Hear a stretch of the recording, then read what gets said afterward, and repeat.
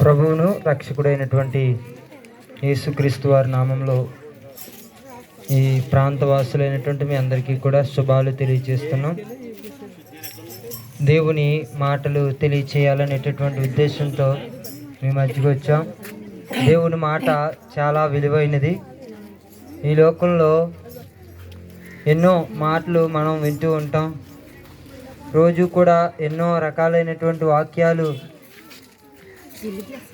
ఎన్నో వార్తలు మన చెవిలో వినపడుతూ ఉంటాయి. కానీ అవేవి కూడా మనకంత ఉపయోగపడకపోవచ్చు. కానీ ఇది సర్వశక్తికి మంతుడైనటువంటి సృష్టికర్త అయినటువంటి దేవుని మాట. కాబట్టి కొద్ది క్షణాలు ఈ మాట యందు మీ దృష్టిని దయచేసి కొద్ది క్షణాలు మాటలు ఆలకించాల్సిందిగా ప్రేమతో తెలియజేస్తున్నాను. దేవుడి వాక్యంలో నుండి ఒక మాటను మీకు జ్ఞాపకం చేస్తాను. ప్రయాసపడి భారం మోసుకుంటున్నటువంటి సమస్త జనులారా నా యొద్దకు రండి, నేను మీకు విశ్రాంతిని కలుగజేస్తాననేటటువంటి మాట పరిశుద్ధ గ్రంథమైనటువంటి బైబిల్లో తెలియజేస్తూ ఉంది. అంటే ఈనాడు మానవుడు ఎన్నో భారాలు మోస్తూ ఎన్నో రకాలైనటువంటి ప్రయాసపడుతూ ఉన్నాడు. అంటే కుటుంబం కోసం కుటుంబాన్ని ఎలా తన ముందుకు నడిపించుకోవాలో అనే ప్రయాస ఒక ప్రక్కన, ఉద్యోగం ఏదో రకంగా సంపాదించుకోవాలనేటటువంటి నిరుద్యోగంలో ఉన్నటువంటి వ్యక్తులు ఉద్యోగం కోసం ప్రయాసపడుతూ ఉంటారు. అలాగే బిడ్డలు మరి యవనస్తులైతే కనుక తల్లిదండ్రులు వారిపైన ఎంతో మక్కువతో వాళ్ళకి వివాహం ఎలా చేయాలనేటటువంటి ప్రయాసతో ఎన్నో భారాలు, కుటుంబ భారాలు, బాధ్యతలు మోస్తూ ముందుకు వెళ్ళాల్సినటువంటి మనిషి పరిస్థితి ఆ విధంగా ఉంది. అయితే అన్నిటికంటే ప్రాముఖ్యంగా మానవునిలో ఒక భారం ఉంది. ఆ భారం ఈ ప్రపంచంలో ఎందరి దగ్గరికి వెళ్ళినా, ఏ లోకానికి వెళ్ళినా, ఏ దేశానికి వెళ్ళినా, ఎన్ని ప్రాంతాలు తిరిగినా, ఎన్ని పట్టణాలు దర్శించినా కానీ ఆ భారాన్ని ఎవడు దించివేయలేడు, త్రుంచివేయలేడు, తీసివేయలేడు.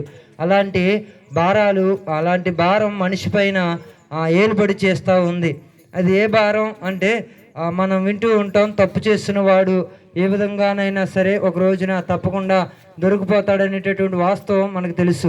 అయితే మానవుని పైన పాపం అనేటటువంటి ఒక భయంకరమైనటువంటి భారము అతని పైన ఏలుబడి చేస్తుంది. కాబట్టి ఈ పాప భారాన్ని తొలగించడం అనేది ఈ సృష్టిలో, యావత్తు సృష్టిలో ఉన్నటువంటి ఏ మనిషి వల్ల కానీ, లేకపోతే ఎంత జ్ఞానం కలిగినటువంటి వ్యక్తి దగ్గరగా వెళ్ళినా కానీ ఈ పాప భారాన్ని తీసివేయడం అసాధ్యం. ఎన్నో రకాలైనటువంటి దాన ధర్మాలు చేయొచ్చు, ఎన్నో పుణ్యకార్యాలు చేయొచ్చు, ఎన్నో మంచి పనులు చేయొచ్చు, ఎందరికో సహాయం చేయొచ్చు, ఎందరినో ఆదరించవచ్చు, ఎందరికో మేలు చేయొచ్చు. కానీ ఎన్ని చేసినప్పటికీ కూడా పాపం అనేది మనసులో నుండి తీసివేయబడడం అసాధ్యం.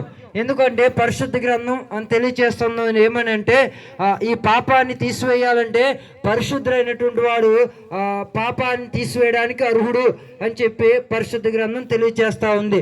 మరి ఈ భూమి మీద అంతా మనం ఒకవేళ విచారించి చూస్తే, ఒకవేళ తనిఖీ చూస్తే ఎక్కడా కూడా పరిశుద్ధుడు కానీ, నీతిమంతుడు కానీ, మేలు చేసేవాడు కానీ, యథార్థపడైనటువంటి వ్యక్తి కానీ ఎక్కడ మనకి కనిపించేటటువంటి దాఖలాలు లేవు. ఎందుకంటే పుట్టుకలోనే పాపం మనిషి పైన ప్రభుత్వం చేస్తూ ఉంది. పుట్టుకతోనే మానవునిలో పాపం స్రవిస్తూ ఉంది. పుట్టుకతోనే పాపం మానవుని ఏలుబడి చేస్తుంది. ఇలాంటి భయంకరమైనటువంటి దుస్థితిలో ఉన్నటువంటి మానవునిలో ఉన్నటువంటి పాపము మరి తీసివేయడానికి సాక్షాత్తు సృష్టికర్త అయినటువంటి దేవుడు ఈ భారాన్ని దించడానికి, ఈ పాపం అనేటటువంటి ఈ భయంకరమైనటువంటి పాపాన్ని తీసివేయడానికి ఆయన ఈ లోకానికి సశరీరుడుగా, అంటే శరీరంతో ఈ లోకానికి వచ్చి మానవ జాతి అంతటిపైన ఉన్నటువంటి ఆ పాప భారాన్ని ఆయన మీద వేసుకుని ఆయన దానికి వెల చెల్లించాడు, ఈ పాపానికి మూల్యం చెల్లించాడు. కాబట్టి ఈయన యందు విశ్వాసం ఉంచిన వారు ఆ పాప భారం నుండి విడిపించబడి, ఆ పాపభారం నుండి విమోచించబడి, ఈ పాపభారం నుండి విడుదల చేయబడి పుణ్యలోకానికి, పరిశుద్ధ లోకానికి, అదే స్వర్గానికి అర్హులుగా తీర్చబడతారు. కాబట్టి ఎందరైతే ఈయన్ని అంగీకరిస్తారో వారికి అందరికీ కూడా ఆయన నిత్య జీవము అంటే నిరంతరము జీవించేటటువంటి ఆ స్థితిని ఆయన అనుగ్రహిస్తున్నాడు. కాబట్టి ఈ భారం ప్రతి మనిషి మీద నిలబడి చేస్తుంది. నాలో ఏ పాపం లేదు అనుకోవడానికి ఏ మనిషికి అధికారం లేదు. ఎందుకంటే ప్రతి మానవుని పైన ఏ కులమైన, ఏ మతమైన, ఏ రాజ్యమైన, ఏ దేశమైన, ఏ రాష్ట్రమైన, ఏ ప్రాంతానికి చెందినవాడైనా ప్రతి మానవునిలో కూడా పాపం అనేది వెలుబడి చేస్తుంది. కాబట్టి పాప భారాన్ని దించడానికి యేసు ప్రభు వారు ఈ లోకానికి ప్రత్యక్షమయ్యారు. కాబట్టి ఈ మాటలు ఎందు విశ్వాసం ఉంచి మనలో ఉన్న ఆ పాపం నుండి విడిపించబడి పుణ్యలోకానికి వారసులు కమ్మని మీకు అందరికీ కూడా తెలియచేస్తూ ఈ మాటలు అటు పుణ్యలోకం దేవుడు మీకు అందరికీ అనుగ్రహించును గాక. ఆమేన్. పరిశుద్ధమైన తండ్రి, నీ పరిశుద్ధమైన నామముకు వందనాలు ప్రభా.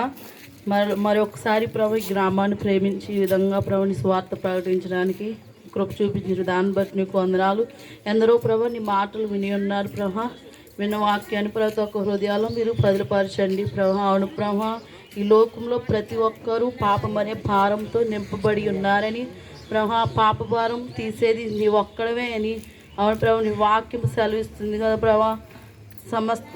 సమస్త జనులారా పాప భారం మోసుకొంచిన సమస్త జనులు నా యొద్దకు రండి, నేను మీకు విశ్రాంతిని ఇస్తానని వాక్యం సెలవిచ్చిన రీతిగా ప్రభా ఎవరైతే ప్రయాసపడుతున్నారో ప్రభా, ఎవరైతే ప్రభా ఆ భారాన్ని మోస్తున్నారో ప్రభా, ప్రతి ఒక్కరూ ఆ పాప భారం నుంచి ప్రభా విడుదల చెందాలంటే ప్రతి ఒక్కరు నీ చెంతకు రావాలని చెప్పి ప్రభా నీ వాక్యం సెలవిస్తుంది. కాబట్టి ప్రభా ప్రతి ఒక్క బిడ్డ ప్రభానైనా నీ ద్వారానే పాప క్షమాపణ కలుగుతుందని ప్రభా, ఈ లోకంలో ఎవరు ఏమీ చేయలేరని ప్రభా, ప్రతి ఒక్కరూ ప్రభా నీ చెంత చేరడానికి ప్రభా, ప్రతి ఒక్కరూ తమ యొక్క హృదయాలు నీకు సమర్పించుకోవడానికి ప్రభునైనా ఆ యొక్క పాప భారం నుంచి ప్రతి ఒక్కరు విడుదల పొందడానికి ప్రభునైనా నీ కృప అనుగ్రహించండి ప్రభా. ఈ గ్రామం అంతటినీ మీరు రక్షించమని ప్రభా, నీ యొక్క ఆశ్చర్యగల అద్భుత కార్యాలు మీరు జరిగించి ప్రభునైనా ప్రతి ఒక్క బిడ్డని మీరు దర్శించమని ప్రభా, ప్రతి ఒక్క హృదయాన్ని మీరు తెరవమని ప్రభునైనా ఈ ప్రజలందరినీ మీరు దీవించి ఆస్వాదించమని యేసు నామములో అడుగుచున్నాం పరమ తండ్రి. ఆమేన్.